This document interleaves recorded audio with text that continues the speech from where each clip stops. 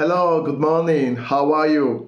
J'espère que vous allez très bien. De mon côté, ça va. Je suis Monsieur Adoté Adouayi. Je suis consultant en insertion professionnelle et leadership des jeunes. Je suis également consultant en due diligence et enfin, je suis interprète traducteur pour ceux qui me connaissent. Alors, ce matin, j'ai décidé de vous présenter un livre. Le titre du livre, c'est Pas besoin de millions. Transforme ton idée en business rentable avec ce que tu as là où tu es. Ok, c'est d'ailleurs le livre qui fait l'objet des lives que nous faisons ces derniers temps pour ceux qui me suivent ici. Alors, je veux m'adresser surtout à tous ceux qui veulent se lancer dans l'entrepreneuriat. Vous êtes jeune, vous venez d'avoir votre bac, vous êtes en première, deuxième ou troisième année et vous envisagez vous lancer dans l'entrepreneuriat. Vous voulez travailler sur un projet qui après va devenir une entreprise, etc. All right?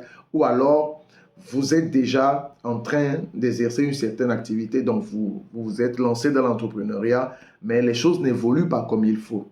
OK? Donc, ce que je vais dire tout à l'heure, c'est à votre endroit. Beaucoup d'entre vous sont en train de souffrir parce qu'ils n'arrivent pas à trouver du financement pour leur projet, ce qui n'a pas lieu d'être au XXIe siècle.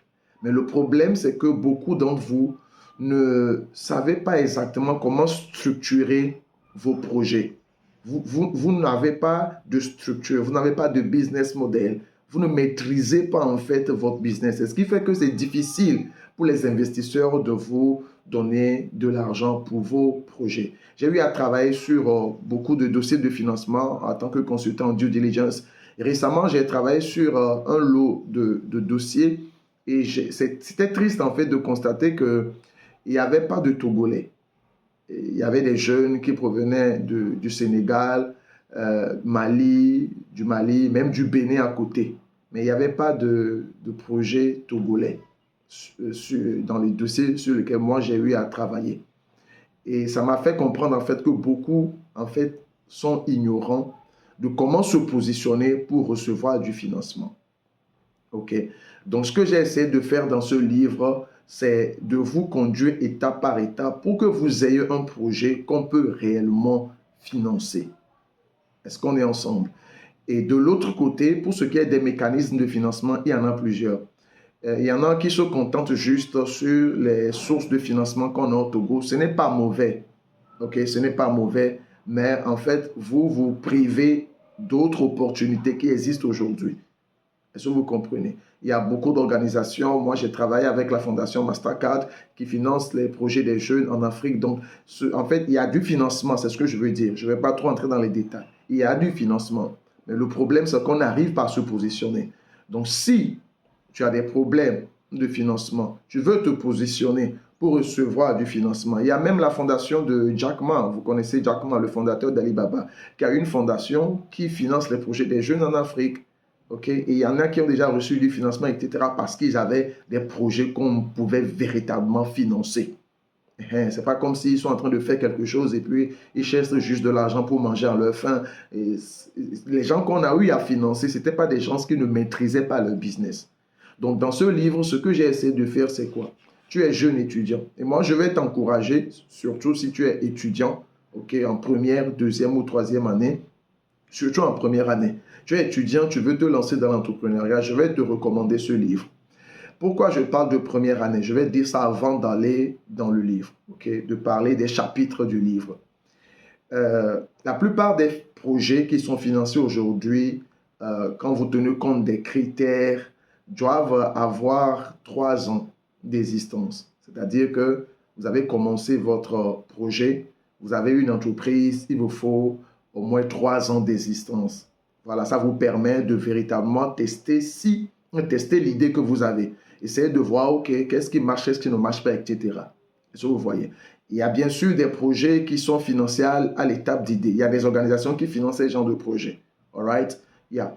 Donc, quand je parle des étudiants en première année, je me dis que si tu es en première année et que tu es passionné par l'entrepreneuriat, tu peux commencer déjà par travailler sur ton projet.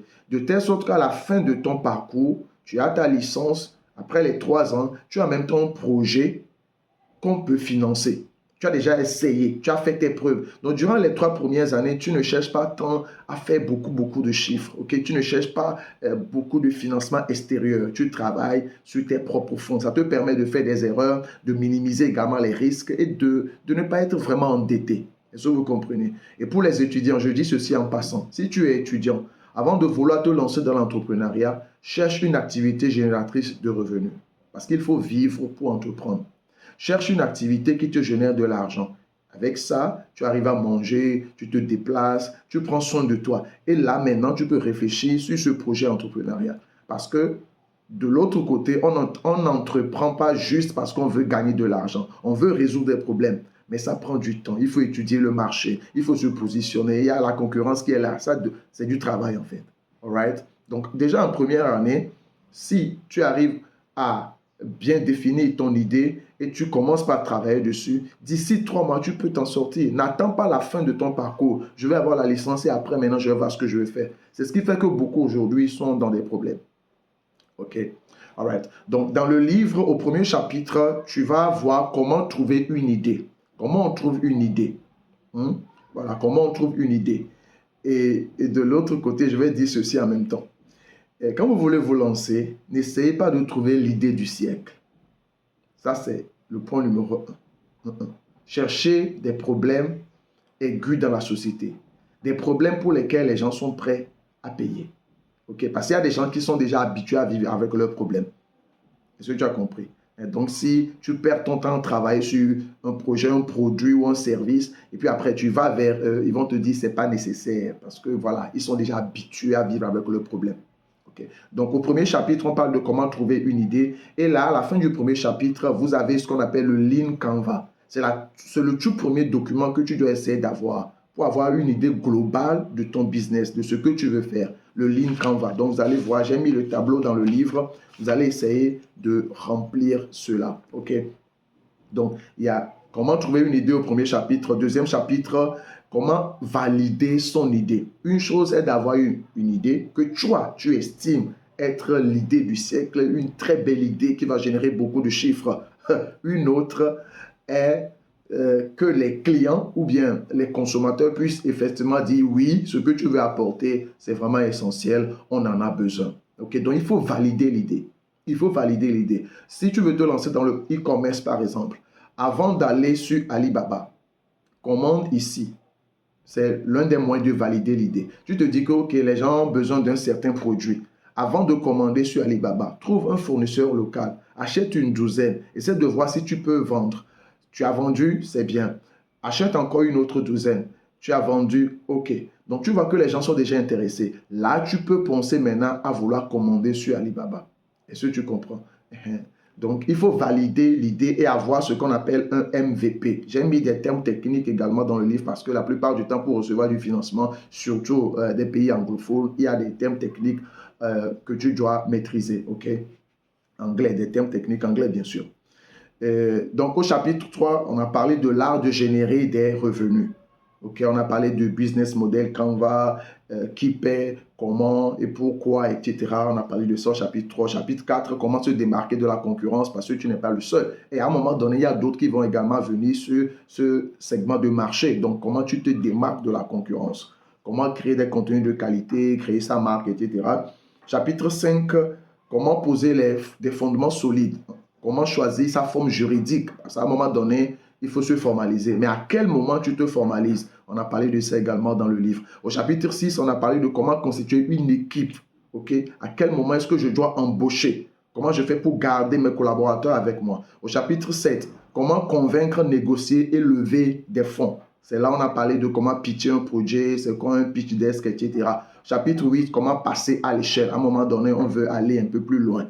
Okay? Donc, comment on fait? Et enfin, au chapitre 9, comment forger un mental d'acier parce qu'entreprendre, ce n'est pas simple. All right? Donc, voilà le contenu du livre. Si vous êtes intéressé, moi, je vais vous le recommander. Vous m'écrivez sur le 90 69 77 90 et vous pourrez avoir votre copie. Okay? Le prix étudiant ou le prix social, c'est juste 3000 francs CFA. 3000 francs CFA. Donc, vous m'écrivez sur le 90 69 77 90 et vous pourrez avoir votre copie. Maintenant, l'avantage, c'est que quand vous avez votre copie, vous intégrez un groupe d'accompagnement. All right? Thank you. Si vous avez des questions, posez-les.